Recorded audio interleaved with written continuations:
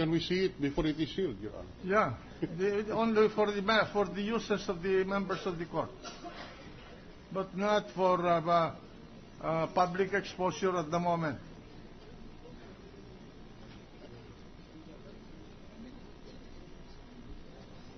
Can we ask for a 1-minute recess, Your Honor?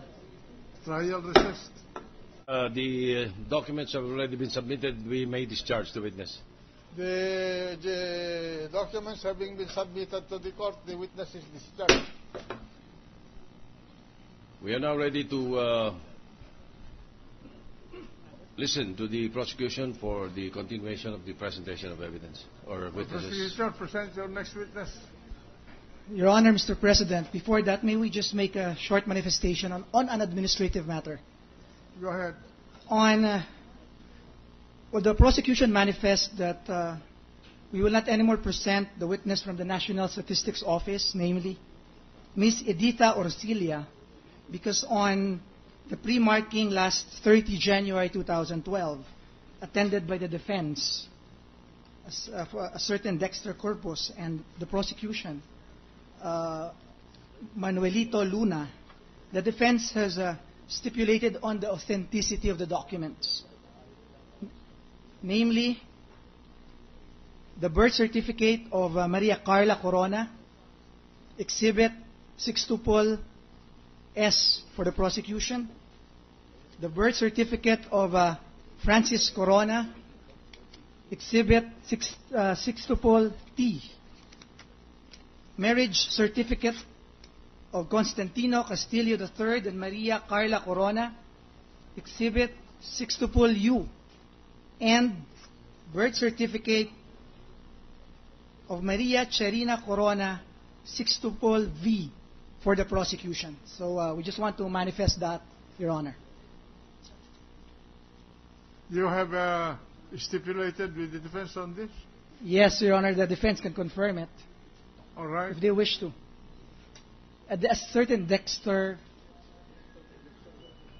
Attorney Corpus was present and stipulated as the authenticity of those documents. That's the reason why the prosecution will not anymore present that the witness from the National Statistics Office, Your Honor. So we thank the defense for stipulating. You offer that at the proper time when you make your offer of evidence. That's correct. Right. Thank you. Next witness. Before we, so now we proceed, Your Honor. We leave Article 2 of the impeachment complaint. When you say you leave the Article 2, are you through with the presentation of your evidence in chief Yes, I'm about to say that, Your Honor. On Article 2? We'll leave Article 2 with the reservation. Reservation on the foreign currency account, subject of the temporary restraining order issued by the Supreme Court, and also with the reservation earlier on the 6 accounts, 8 accounts, rather. It's 8 accounts from the PSB bank as testified by the President, because we were required by the Honorable Presiding Officer to submit a memorandum to that effect. So with that reservation... What memorandum was that? I cannot remember. This is regarding the testimony, Your Honor, of the President of the PS Bank. Yes. Because we wanted to mark as our exhibits the 8 accounts produced yesterday by the President of the bank. But we were required by Your Honor to submit, and with that reservation, we leave Article 2 and we'll proceed now to Article 3. And we would like to request, Your Honor, that one of the members of the public prosecutors, Congressman Sherwin Tugna, be recognized. The named lawyer is recognized. He's a member of the prosecution panel, Your Honor, Congressman Sherwin Tugna. Thank you, Mr. Presiding Justice. Good afternoon, Your Honors. We will now continue with the presentation of Article 3. And for our next witness, we will call on the Vice President of the Philippine Airlines, Vice President for Sales, Mr. Enrique Javier, Your Honor. Proceed. Bring the witness in. Now, to put the record straight, Your Honor, The Honorable Public Prosecutor mentioned our next witness. There is no witness yet. No, This is the first witness, Your Honor. That's correct. That's lapsus in memoriam. Yeah, but just so the Joanna speak.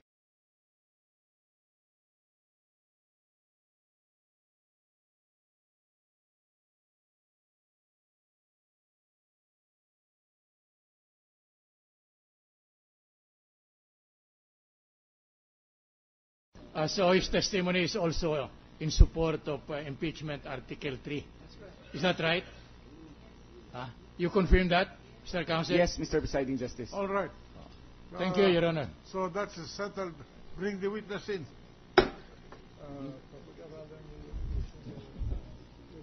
Mr. Presiding Justice, if I may, Yes. I am calling on Private Prosecutor Attorney Marlon Manuel to conduct the direct examination. Attorney Marlon Manuel may now proceed to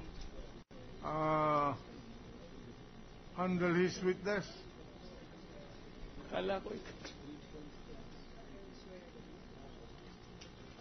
Let the witness take the witness stand and be sworn. Yes. Do you swear to tell the truth, the whole truth, and nothing but the truth in this impeachment proceeding? Yes, Your Honor. So help you God.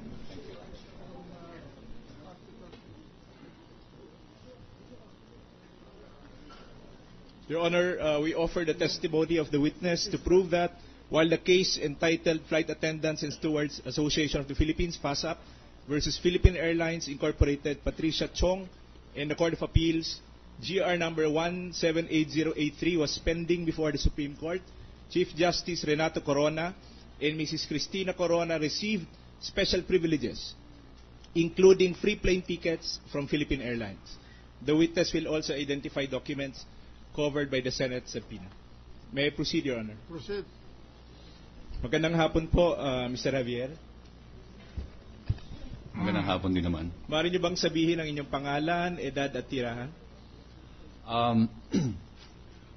Ako po si Enrique Javier, 53 years old, at naninirahan sa Capitolio, Pasig.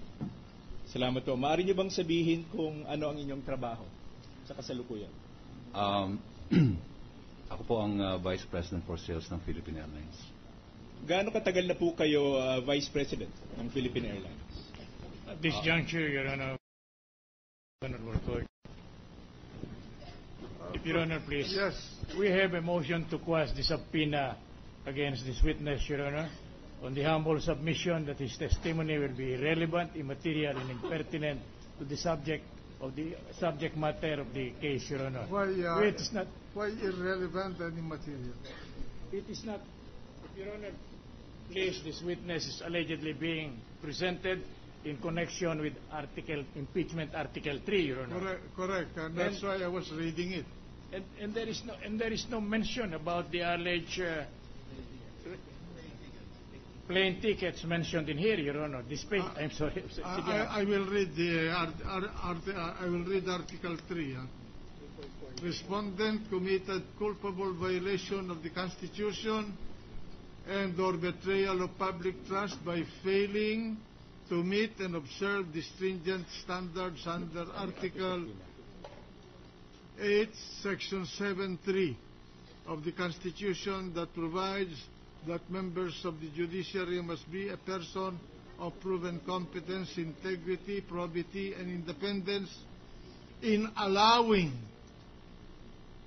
this is the charge, in allowing the Supreme Court to act on mere letters filed by a counsel which caused the issuance of flip-flopping decisions in final and executory cases, semicolon, in creating an excessive entanglement with Mrs. Arroyo through her appointment of his wife to office, semicolon, and in discussing with litigants regarding cases pending before the Supreme Court. Now, counsel, for the prosecution, what's the relevancy and materiality of this witness to this? charge. Yes, Your Honor. The presentation of the testimony of the Vice President of Philippine Airlines that the respondent and his wife received free travel benefits, special privileges while a case is pending in the Supreme Court, Your Honor, need not be alleged, Your Honor, in the complaint, because, Your Honor, these are mere statements of